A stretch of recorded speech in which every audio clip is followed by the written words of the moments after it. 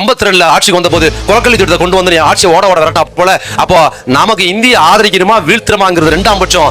மாறாக பெரியார் என்கிற ஒழிச்சு கட்டினாதான் இந்த தமிழ்நாட்டுக்கு விடிய காலம். சரி, இந்த திமுக காரங்க பெரியாருக்கு எதிராக இருக்கிறாங்க, அதனால் நம்ம இந்திய எதிர்ப்பு போராட்டம் சொல்லி இந்த திமுக சேர்ந்துக்கிட்டு போலாம் என்பதற்காக ராஜாஜி உள்ள வந்தார். நல்லா தெரிஞ்சுங்க அண்ணாவோட சிறப்பு என்ன பண்ணாரு. அண்ணா ராஜாஜி சேர்த்துட்டார். 1938 எந்த ராஜாஜி இந்தியை திணித்தாரோ அந்த ராஜாஜியே இந்தி எதிர்ப்பு செய்ய வைத்தவர் தான் பேரறிஞர் அண்ணா. போராட்டத்தை ஆரம்பிச்சிட்டார். அடிச்சு இந்திய விரட்டி ஆட்சிக்கு வந்ததுக்கு பிற்பாடு என்ன பண்ணாரு, ஆட்சிக்கு வந்த உடனே ஆஹா பெரியார் ஆதரித்த காமராஜ் கட்சி தோத்து போச்சு, திமுக நான் ஆதரித்த திமுக ஜெயிச்சிருச்சு, இனி நம்ம சொல்றதா, இனி பெரியார் இடத்தில் அண்ணா இடத்தில் அண்ணாவோட நெருக்கமா ஆலோசகரா பெரியார் கிடையாது, இனி நான் சொல்றதா இந்த அண்ணாத்தோர கேட்பாரு, நான் தான் இனி அண்ணாதருக்கு ராஜகுரு என்று அப்படியே மல்லாந்து இருந்துட்டார். யாரு, ராஜாஜி மல்லாந்து இருக்கும்போது ராத்திரியோட ராத்திரியா கலைஞர் அண்ணா நெடுஞ்செழியன் எல்லாரும் என்ன பண்ணாங்க, கவர்னர் பார்த்தாங்க, அங்க பார்த்தாங்க.